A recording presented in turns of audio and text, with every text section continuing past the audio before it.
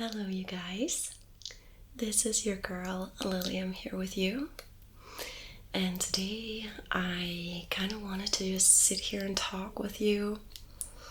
It is so warm in Denmark at the moment, so I'm really sweaty and apologize. On top of that, I'm of course wearing some highlighter and it doesn't make it any better. Yeah, I just felt like talking a bit to you about my past with YouTube and how things got to where they are now. And it's been a long journey since you guys, or I frequently get asked both from the Danish media and from other people, even members of my family, and everyone asks me, how did you end up doing what you're doing? So I figured it was a pretty good topic to address, since I addressed this once like many years ago, but it's kind of outdated now, so I figured that I'd do a video on this topic so that you guys kind of have an idea of where I've been and how ASMR impacted my life. I apologize if it's going to be a bit of a lengthy video, but I really appreciate I really appreciate you guys watching it, and I might ramble a bit and jump in the context of things, or suddenly come with, oh, I did this, or oh, I also did that, and I might jump a bit in it just because I have a bit of a scatterbrain, so I'm have a bit disoriented thinking. But let's start from the very beginning. I first got acquainted with ASMR back when it was not even called ASMR, it was just called the Whispering Community. And before I found the Whispering Community, it was hypnosis videos that I sought out, or relaxing music to help me let go of my own thoughts, let go of anxiety and stress and things that were really bothering me at the time. Back then in 2009, I think late 2009, I was really sick. My borderline personality disorder had a really firm grip on me back then. And it was very hard to like thrust myself free from it. And it seemed like the more I tried to crawl out of it, the more it just gripped me by both legs and just said, you're not going anywhere. Which was very frustrating and very hard to deal with. I was receiving psychological counseling and I was on medication, as I still am this day to day. But it was a period of time, and the years prior to that had been very hard, with a lot of self-destructive behavior and in and out of psychiatric hospitals and all that kind of stuff. But back then I really was desperate to like find something. I was sick of medication. I had had enough of people telling me to take this drug or to take this drug, and they wanted me to be on antipsychotics, and I tried that, and they just made me into a zombie, and I didn't feel like myself anymore. So I decided there's got to be a better way. There's got to be some sort of natural relief that I can, obtain from somewhere. And I figured, why not try, meditation videos, hypnosis videos, and at least give it a try before I just, give in to people who tell me, take this drug, but it will make me, it would literally turn me into a zombie, and I wouldn't enjoy life. I would just sit there and I would feel nothing. I would think about nothing. I was just paralyzed completely.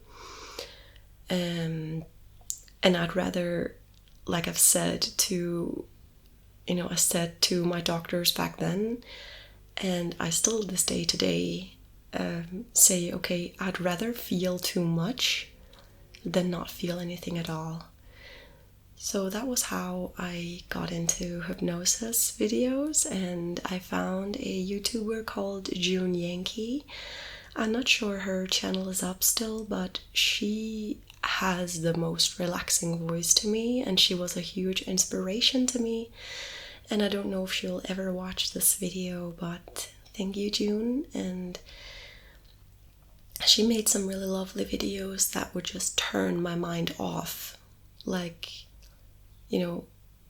but in a very pleasant way. It will fill me with such joy and such relaxation that I couldn't describe it.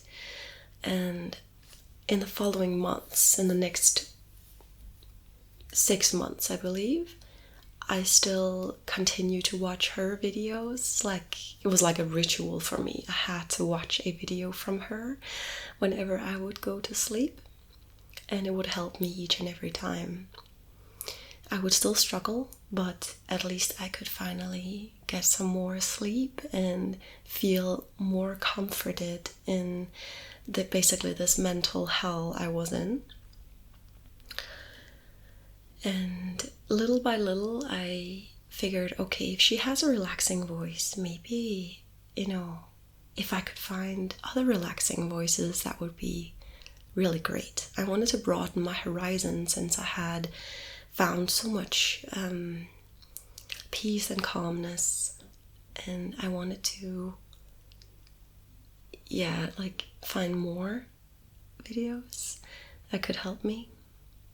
And eventually I stumbled upon the Whispering Voice, Mr. Whispering Voice, and I started listening to him, and oh my god, his accent and his voice and everything, it was just perfect. So I started listening to the Whispering Voice, and I found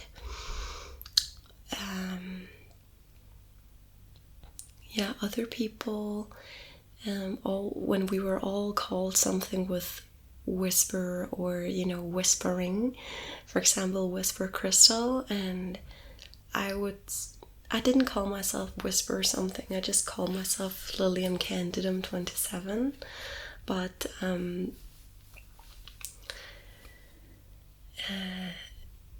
I decided, okay, after a while of watching people's videos, I decided to, I got so inspired, and I thought, maybe I can help relax others.